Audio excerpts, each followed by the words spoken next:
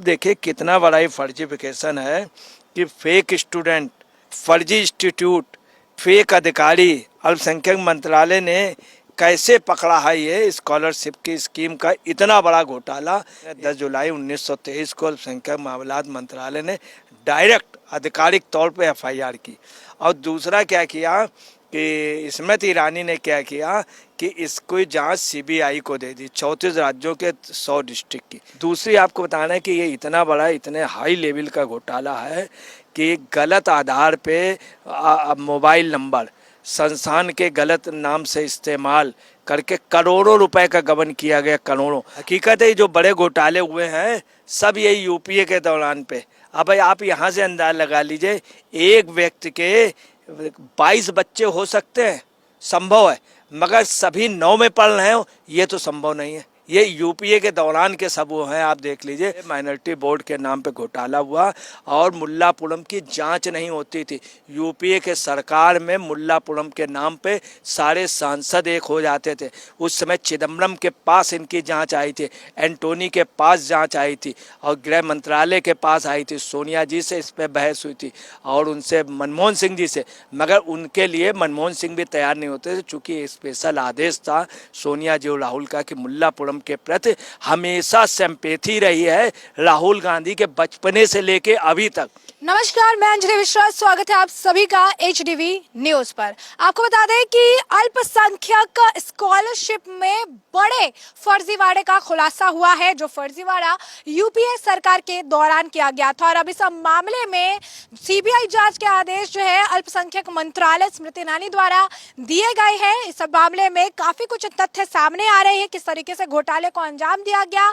22,000 करोड़ का ये बड़ा घोटाला है, जिसमें अब सीबीआई इस मामले को लेकर जांच कर रही है। और यूपीए सरकार के द्वारा 2007 से 2008 के दौरान भी कई सारे इससे जुड़े मामले सामने आए हैं। कई सारे संस्थान हैं जो पेपर पर है लेकिन असलियत पर नहीं है। और ऐसे में ऐसे आप कह सकते हैं संस्थानों के जरिए, फर्जीवाड़े के जरिए इतना बड़ा एक घोटाला है जिसे अंजाम दिया गया है, जिसे विपक्ष मोदी सरकार पर मढ़ रही है, लेकिन इसकी असलियत कुछ और है।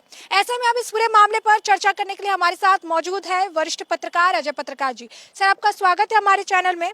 तो जिस तरीके से इस घोटाले का पर्दाफाश हुआ है, क्या कहेंगे आप?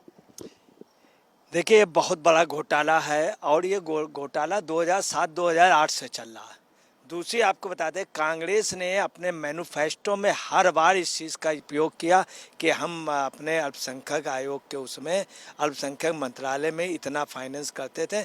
2003 से लेके 2014 तक इन्होंने अपनी हुकूमत में किया और ये घोटाले भी उसी समय के हुए। और जहाँ जहाँ घोटाले हुए हैं वहाँ पर विपक्ष को, कांग्रेस को, उधर टीएमसी को और असम में उसको विपक्ष की पार्टी को, उनको ही सबसे ज़्यादा वोट मिले और वहीं उन्हीं के राज्यों में जहाँ से उनके सांसद और विधायक हैं। सबसे बड़ी बात ये। अब आप देखिए कितना बड़ा ही फर्जीफिकेशन है कि फेक स्टूडेंट, फर्जी इंस्टीट्यूट, फेक अधिकारी, अल्पसंख्यक मंत्रालय ने कैसे पकड़ा है ये स्कॉलरशिप की स्कीम का इतना बड़ा घोटाला। एक तो सबसे पहले हम अल्पसंख्यक मंत्रालय को धन्यवाद देते हैं जिसने 10 जुलाई 1923 को अल्पसंख्यक मामलात मंत्रालय ने डायरेक्ट आधिकारिक तौर पे एफआईआर की। और दूसरा क्या किया कि स्मृति ईरानी ने क्या किया कि इसको जांच सीबीआई को दे दी, 34 राज्यों के 100 डिस्ट्रिक्ट की। दूसरा, और जो इसमें काफ़ी वैसे मामले हैं उनका जो है बाकी संस्थानों की जांच मंत्रालय अपने स्तर पर कर रहा है। अगर कोई गड़बड़ी आती है तो उन्हें भी सीबीआई को सौंप दिया जाएगा, ये स्मृति ईरानी ने बताया। इतनी बड़ी ट्रांसपेरेंसी रही कि वो विभाग करेगा, अगर उसमें भी कोई अगर बड़ी गड़बड़ी हुई तो उस पर वो कर देंगे। दूसरी आपको बताना है कि ये इतना बड़ा, इतने हाई लेवल का घोटाला है कि गलत आधार पे मोबाइल नंबर संस्थान के गलत नाम से इस्तेमाल करके करोड़ों रुपए का गबन किया गया, करोड़ों। आप यहाँ से अंदाज लगा लीजिए कि इतने बड़े, जहाँ, और सबसे बड़ी बात है जहाँ जहाँ कांग्रेस शासित है, जहाँ से कांग्रेस के मंत्री हैं या टीएमसी के मंत्री हैं, वहीं पे हुआ है। जो बीजेपी के संग, तो इसलिए मोदी का नाम अगर इसमें आ रहा है या उनका, तो ऐसा कुछ भी नहीं है कि मोदी के उससे मोदी के समय हुआ। और आपको बता दें कि ये सबसे पहले इसका अगर श्रेय जाता है तो मोदी जी को जाता है, जिन्होंने, और योगी जी को भी, योगी जी ने भी अपने यहाँ मंत्रालय की जांच कराई थी। साल 2020 में असम के माइनॉरिटी बोर्ड की जांच और उसके बहुत बड़े स्कैम का, घोटाला का खुलासा उसने किया था, विश्वजीत शर्मा ने, हेमंत बिश्व शर्मा ने किया था।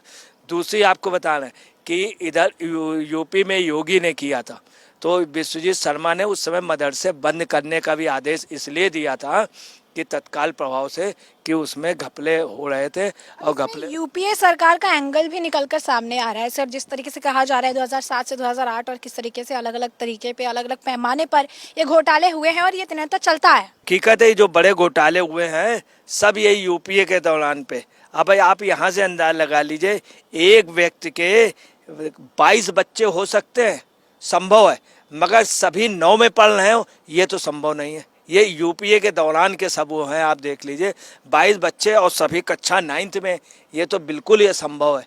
एक 7th में हो सकता है, एक बच्चा वो हो, मतलब एक ही, सभी बच्चे 9th में और एक ही मोबाइल नंबर पे, अब मोबाइल नंबर फर्जी, इस तरह का हुआ है। आप सुनिए, इतने बड़े स्टाइल, बड़े घोटाले में 830 संस्थानों का अकाउंट फ्रीज किया गया है।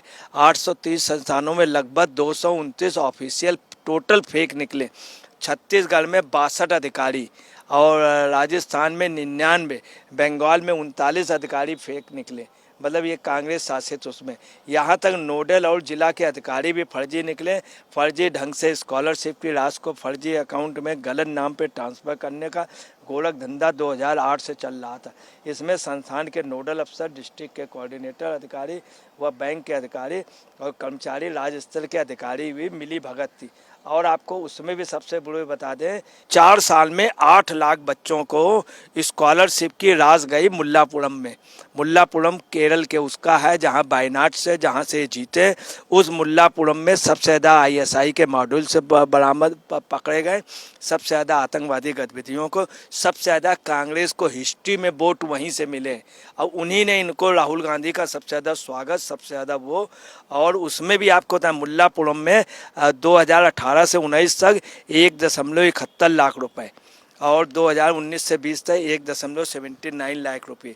2021 में 1.78 लाख, 21 और 22 में 1.81 लाख। और स्कॉलरशिप निकाले गए। मुल्लापुरम केरल का ऐसा जिला जहां आतंकी संगठन ISISI की चैन मिली है, बिल्कुल चैन सिस्टम पे मिला। उस जगह पे सबसे ज़्यादा ये आप समझ ले माइनॉरिटी बोर्ड के नाम पे घोटाला हुआ और मुल्लापुरम की जांच नहीं होती थी। यूपीए के सरकार में मुल्लापुरम के नाम पे सारे सांसद एक हो जाते थे। उस समय चिदम्बरम के पास इनकी जांच आई थी, एंटोनी के पास जांच आई थी और गृह मंत्रालय के पास आई थी। सोनिया जी से इस पर बहस हुई थी और उनसे मनमोहन सिंह जी से, मगर उनके लिए मनमोहन सिंह भी तैयार नहीं होते थे, चूँकि स्पेशल आदेश था सोनिया जी और राहुल का कि मुल्लापुरम के प्रति हमेशा सिंपैथी रही है राहुल गांधी के बचपने से लेके अभी तक। और अगर राहुल को सबसे ज़्यादा कहीं के लोग मानते हैं हिंदुस्तान में तो उस मुल्लापुरम के। दूसरी जगह आपको बताना है जो सबसे ज़्यादा सेंसिटिव है, सबसे ज़्यादा रोहिंग्या जहाँ पाए जाते हैं, ये रिकॉर्ड कहता है। और यूपीए के दौरान सबसे ज़्यादा जहाँ पे रोहिंग्या आए हैं वो असम के नौगांव क्षेत्र में। उस नौगांव क्षेत्र में 2 ही जगह सबसे बड़े, मुल्लापुरम में और यहाँ पे मिला। असम के नौगांव देश में, नौगांव में सबसे ज़्यादा 66,000 बैंक अकाउंट फर्जी पाए गए। 66,000 बांग्लादेशी मुस्लिम रोहिंग्या वहाँ पे खुलेआम अपना जो भी वो अदालत में केस लड़ रहे हैं वो वहीं के लोग लड़ रहे हैं। खुलेआम वो लोग अपनी वहाँ यूनियन बनाए हुए खुलेआम वो कर रहे हैं। वहाँ पे बहुत से अधिकारी घुस नहीं पाए। मुल्लापुरम यहाँ पे अधिकारियों को हड़काया गया कि कोई जांच मत करना, नहीं तो बच नहीं पाओगे। उनके अधिकारियों ने इस तरह। और आपको बता रहे हैं कि आज देश में इस समय 1.75 लाख मदरसे हैं, जिसमें 27,000 फर्जी वेरीफाइड है। सिर्फ 27,000। 220 में भी उन्होंने इसके लिए हेमंत बिश्व शर्मा ने कहा था। और आपको बता रहे 80% बेनिफिशरी जो है वो 80 से ज़्यादा परसेंटेज मुस्लिम ले रहा है। और आपको बता रहे अल्पसंख्यक में जैन भी आते हैं, बौद्ध भी आते हैं, पारसी भी आते हैं, सिख आते हैं, ये नहीं ले पा रहे हैं। तो ये एक बहुत बड़ा वो है। तो जैसा कि आपने अजय पत्रकार जी को सुना, उन्होंने स्पष्ट तौर पर बताया कि इतना बड़ा ये घोटाला कैसे हुआ, किस तरीके से इस घोटाले का सच सबके सामने आया है और अब इस पर एक्शन लेते हुए जो है अल्पसंख्यक मंत्रालय द्वारा सीबीआई की जांच सौंप दी गई है। अब ये देखना दिलचस्प होगा कि आने वाले समय में सीबीआई की जांच में और क्या कुछ बड़े आप कह सकते हैं सबूत और बड़े तथ्य जो है इस घोटाले को लेकर उजागर होते हैं, जिससे कि हम आपको अपडेट रखेंगे। फिलहाल के लिए इस चर्चा को आपने पूरा सुना है। अब इस पर आपकी भी जो राय हो हमें कमेंट सेक्शन में कमेंट करके जरूर साझा करिएगा। धन्यवाद।